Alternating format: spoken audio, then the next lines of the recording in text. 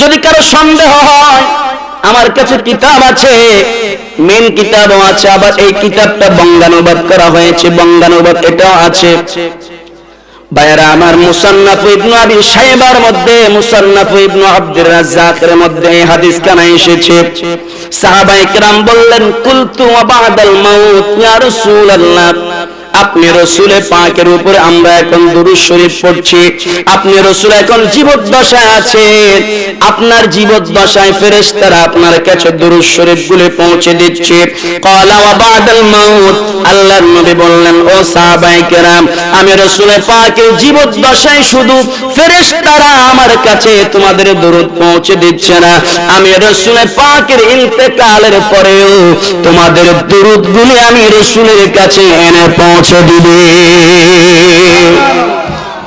সাহাবায়ে কেরাম বললেন, ইয়া রাসূলুল্লাহ,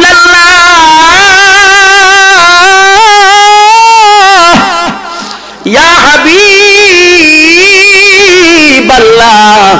ও মায়ার নবী, আপনি কি মৃত্যুবরণ করবেন না? যেমনি ভাবে আমাদের মা মরে গেছে, আমাদের বাবা মরে গেছে, দাদা দাদি মরে গেছে, দুনিয়ার কোনো খবর তারা রাখতে পারে না, আপনি রাসূল কি এমনি ভাবে মৃত্যুবরণ করবেন না?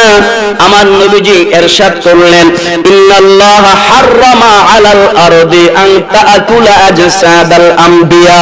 ও সাহাবায়ে কেরাম শুনো, শুধু আমি নবী নয়, আদম থেকে শুরু করে ঈসা রূহুল্লাহ পর্যন্ত আল্লাহ পাক 1,24,000 নবী রাসূল দুনিয়ার জমিনে পাঠিয়েছেন।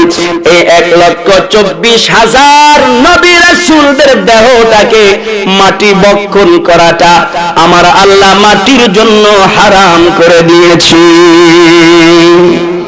ফানাবিয়ুল্লাহি হাইয়ুন ইরযাকু, নবীজি বলেছেন, শুধু আমি নবী নয়, সমস্ত নবী কবরের মধ্যে জীবিত, হায়াতুন নবী, জোরে বলেন সুবহানাল্লাহ।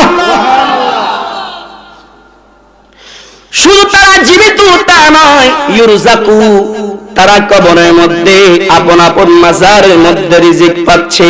আল্লাহর নবী সাহাবায়ে কেরামদেরকে বললেন, ও সাহাবায়ে কেরাম, আমি রাসূলকে আল্লাহ পাক এমন ক্ষমতা দান করেছেন, ফেরেশতারা তোমাদের দুরূদগুলো আমি নবীর কাছে এনে পৌঁছে দেয়। আবার আল্লাহ পাকের দেওয়া ক্ষমতায় আমি যখন ইচ্ছা যেখানে যাইতে পারি, আমার উম্মতের দুরূদগুলি আমি রাসূল পাক নিজের কান মোবারক দ্বারা শুনতে পাই। عن أنس بن مالك رضي الله تعالى عنه قال قال رسول الله صلى الله عليه وسلم الأنبياء أحياء في قبورهم يصلون كما يصلون في بيوتهم। নবীজি আমার বলেছেন, সমস্ত নবী রাসূল কবরের মধ্যে জিন্দা। এর চাইতে আরো আশ্চর্যজনক কথা হলো, সমস্ত নবী রাসূল নিজ নিজ কবরের মধ্যে এখনো নামাজ পড়তেছে। সমস্ত নবী রাসূল এখনো কবরের ভিতরে নামাজ পড়ছে, জোরে বলুন না সুবহানাল্লাহ। এই জন্য আমার নবী যখন মেরাজ যাচ্ছেন, মেরাজে যাওয়ার সময় মুসা কালিমুল্লাহ আলাইহিস সালাতু ওয়াস সালামের কবরের পাশ দিয়ে যখন যাচ্ছিলেন, নবীজি আমার মেরাজ থেকে এসে বর্ণনা করেছেন, বলে, ও সাহাবায়ে কেরাম, আমি যখন মুসা নবীর কবরের পাশ দিয়ে যাচ্ছিলাম, হুয়া কাইমুন ইউসাল্লি ফি কবরিহি, আমি রাসূল স্বচক্ষে দেখতে পেয়েছি মুসা কালিমুল্লাহ তার কবরের মধ্যে একটা লাল টিলার উপরে দাঁড়িয়ে দাঁড়িয়ে আল্লাহর কুদরতি পায়ের মধ্যে সিজদা দিচ্ছে। নবীজি আমার বলেন, মুসা কালিমুল্লাহকে আমি রেখে গেলাম কবরের মধ্যে, রওজার মধ্যে।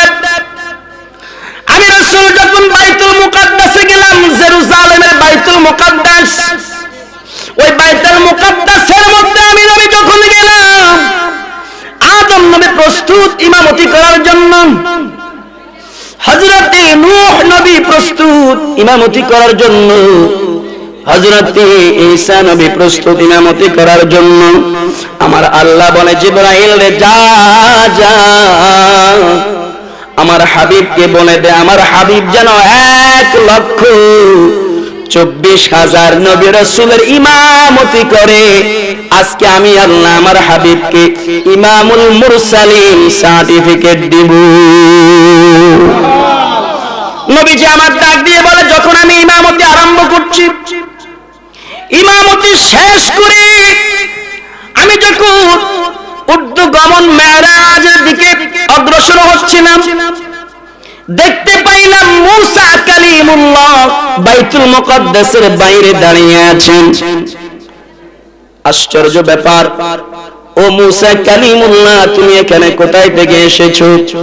বলে ইয়া রাসূলুল্লাহ আমি যে বলেছিলাম রব্বি আরিনি, আল্লাহ আমি তোমাকে দেখতে চাই। আল্লাহ বলেছেন লান তারানি মূসা রে তুমি কোনোদিন আমাকে দেখতে পাবে না।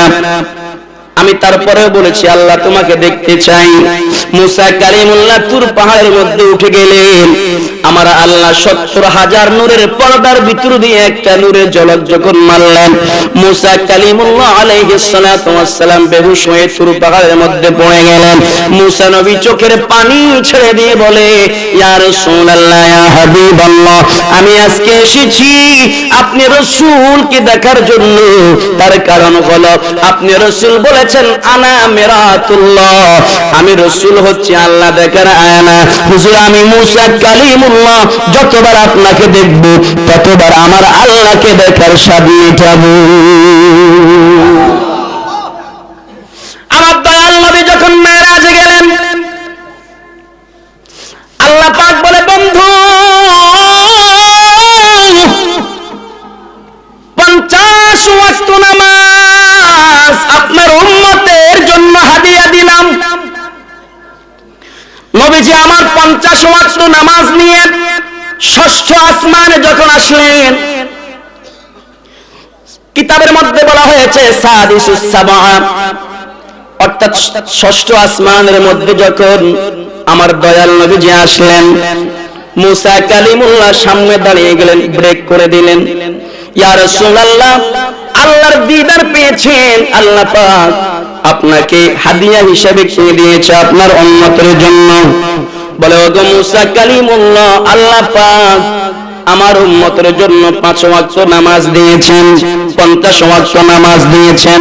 মূসা কালিমুল্লাহ বলে ইয়া রাসূলুল্লাহ আমার উম্মত শত শত বছর হায়াত পেয়েও তারা ইবাদতের মধ্যে গাফিল ছিল। আপনার উম্মত 70, 50, 60, 80, 90, 100 বছর হায়াত পাবে, তারা কিভাবে 50 ওয়াক্ত নামাজ পড়বে? ও হাবিব কিবরিয়া আপনি আল্লাহর কাছে আবারও যান। আমার আপনার দয়াল নবী আল্লাহর কাছে আবারও গেলেন। ও হাবিব কি হয়েছে?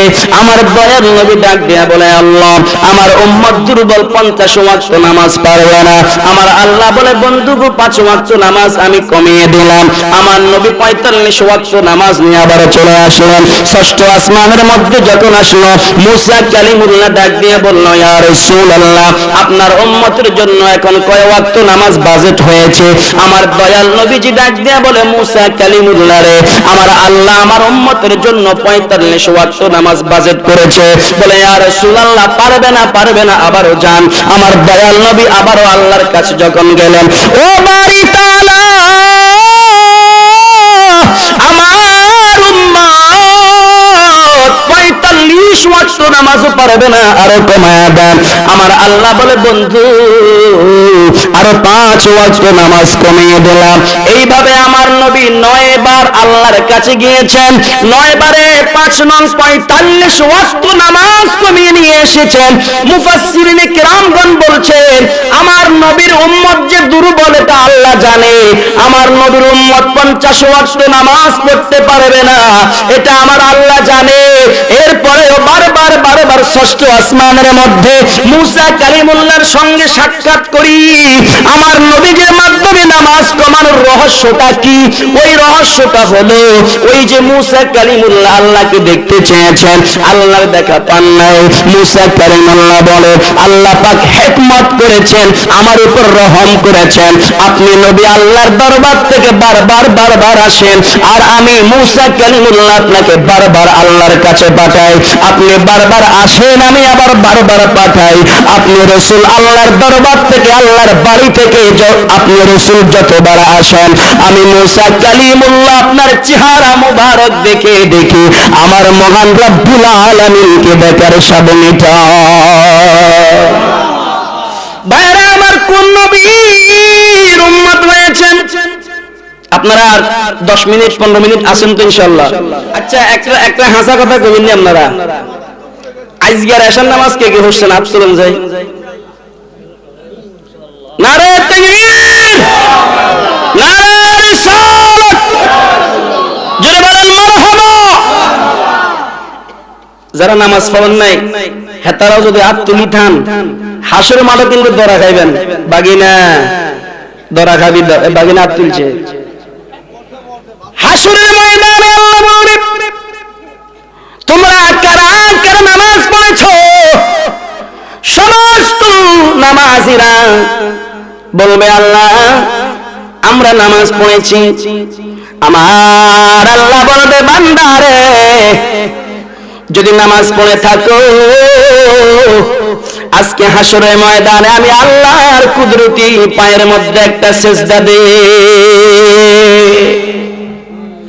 এই শীতকালের মধ্যে ঠান্ডা পানি দিয়ে ওযু করে আপনি যে মসজিদে এসেছেন, আল্লাহর কুদরতি পায়ের মধ্যে সিজদা দিয়েছেন, আমার আল্লাহ বলেন, সীমাহুম ফি ওয়ুজুহিহিম মিন আসারিস সুজুদ। আমার আল্লাহ বলে, যারা নামাজ পড়বে আমি আল্লাহর কুদরতি কদমের মধ্যে সিজদা দিবে, ওই সমস্ত বান্দাদের কপালের মধ্যে অটোমেটিক নূর চমকাবে, নূর চমকাবে, নূর চমকাবে। আর যারা বেনামাজি তারাও বলবে, আল্লাহ আমিও নামাজ পড়ছি। আল্লাহ কায়রে বাটপার, দুনিয়ার জমিনও বাটপারি করলে আমার নামাজ নিয়ে হাসরের ময়দানে বাটপারি করস। ওরে বাটপার, দে একটা সিজদা দে, আমি আল্লাহর কুদরতি কদমের মধ্যে। ওই বেনামাজি দৌড়াইয়া যাবে আল্লাহর কুদরতি কদমের মধ্যে সিজদা দেওয়ার জন্য, সিজদা দিতে পারবে না। ইট বালু সিমেন্ট গোলায়া ইটের গাঁথুনি দিলে যেমনি ভাবে শক্ত হয়ে যায়, একটা বেনামাজির কোমর তার চাইতে আরো শক্ত হয়ে যাবে। জোরে কান্না নাউজুবিল্লাহ। সিজদা দিতে যাইবো এভাবে উঠইয়া, কিন্তু একদম লম্বায় ঠাস করে পড়ে যাইবো। জোরে বলেন না নাউজুবিল্লাহ। কি রে বান্দা, এত সুন্দর করে লাকাদ খালাকনাল ইনসানা ফি আহসানি তাকওয়িম, এত সুন্দর করে বানাইলাম, বান্দারে আমার কুদরতি কদমের মধ্যে কেন সিজদা দাও নাই? তখন ওই বেনামাজিরা বলবে, ইয়াকুলু ইয়া লাইতানি কুনতু তুরাবা, ও আমার আল্লাহ, আজকে কোটি কোটি মানুষের সামনে লজ্জিত হচ্ছি, আল্লাহ গো আবার দুনিয়ায় দাও, আবার দুনিয়ায় যাইয়া তোমার ইবাদত করব। আবার বলবে, আল্লাহ আমাদেরকে দুনিয়ায় পাঠাও। আপনারা বলেন তো, তখন বললে কি কোনো কাজ হবে? বলেন না, কোনো কাজ হবে? ভাইরা আমার, এই জন্য নবীজি আমার ডাক দিয়ে বললেন, মান হাফাজা আলাইহা কানাত লাহু নূরাও ওয়া বুরহানা ওয়া নাজাতান ইয়াউমাল কিয়ামাহ।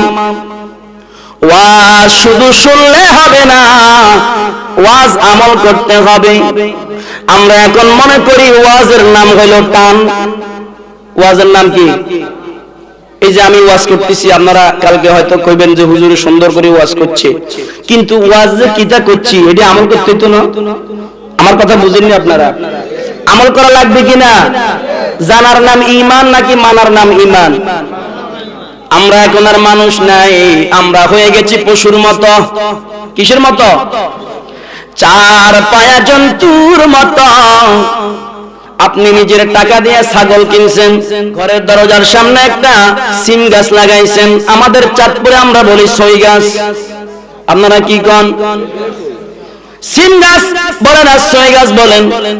ছাগলের কান ধরে বলবেন, ছাগল রে আই তোর মালিক, খবরদার আমার ঘরের সামনে লাগানো সিম গাছের পাতা খাওয়া যাবে না। ছাগল এই কান ধরে বলবেন, ছাগল এমনি একটা বাড়ি মারি, ঠিক কিনা বলেন?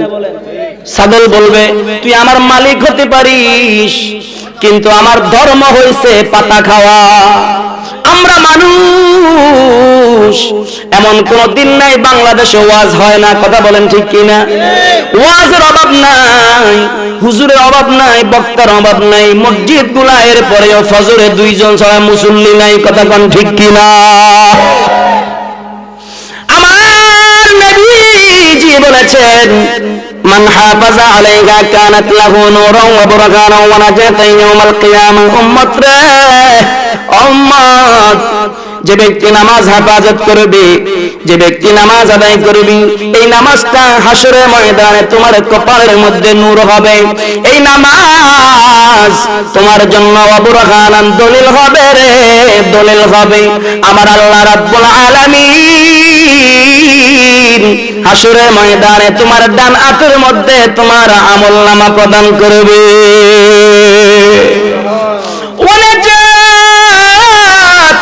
ইয়াউমাল কিয়ামাহ। উম্মত রে, ও আমার উম্মত, যদি নামাজ পড়ো, এই নামাজটা তোমার জন্য নূর হবে, দলিল হবে। ওয়া নাজাতা ইয়াউমাল কিয়ামাহ, এবং এই নামাজটা তোমার জন্য হাসরের ময়দানে একটা নাজাতের ব্যবস্থা হবে। ومن لم يحافظ عليها لم يكن له نورا ولا برهانا ولا نجاة يوم القيامة।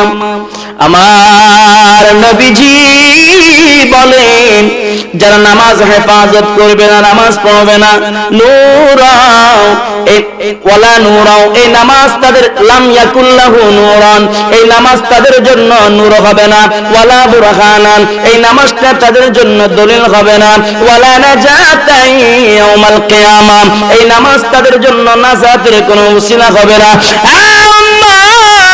শুনে লা মা কারুন ওয়া ফিরাউন ওয়া হামান ওয়া উবাই ইবনে খালফ। উম্মত রে, মনে রাখিও, যারা নামাজ পড়বে না, এদের সঙ্গ হবে মা কারুন, কারুনের সঙ্গে, ফিরাউনের সঙ্গে, হামানের সঙ্গে, উবাই ইবনে খালফের সঙ্গে।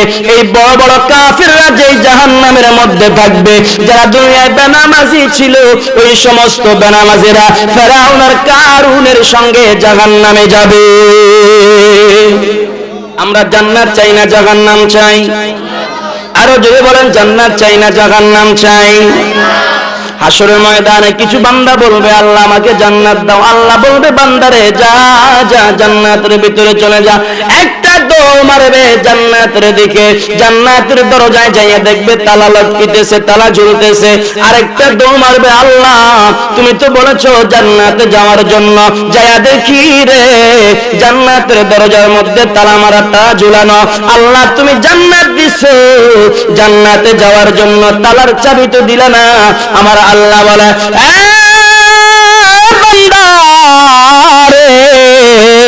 আমার নবী কি দুনিয়ার জমিনে বলে নাই, আউয়ালু মা ইউহাসাবু বিহিল আবদু ইয়াউমাল কিয়ামাতিস সালাহ?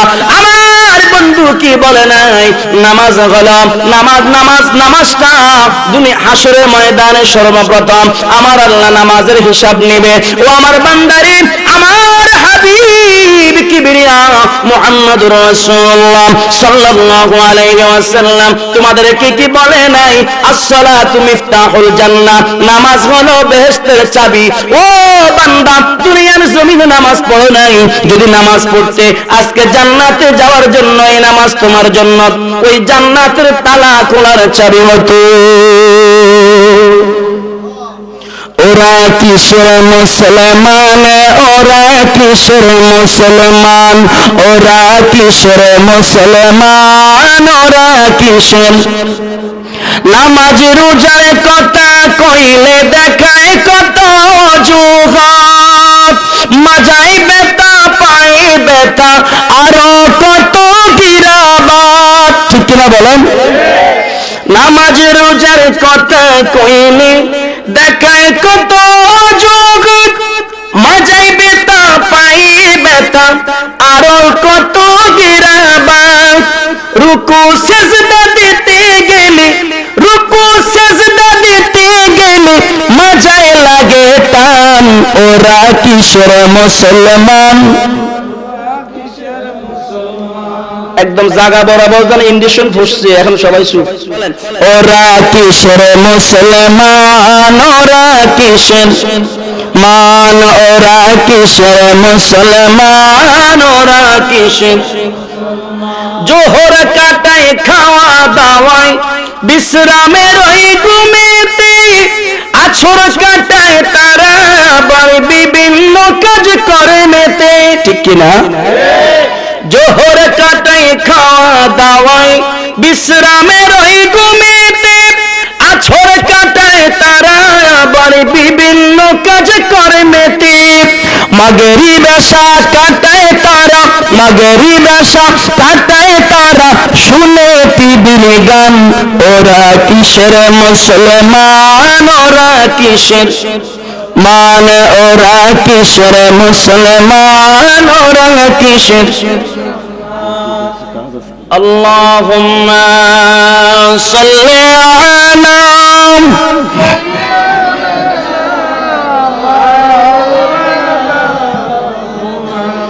وعلى آل سيدنا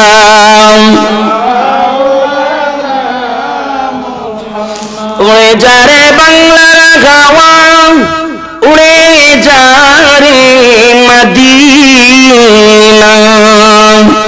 এ আশিকদের সালাম দিও নূরে নবীজির রওয়াজ আল্লাহুম্মা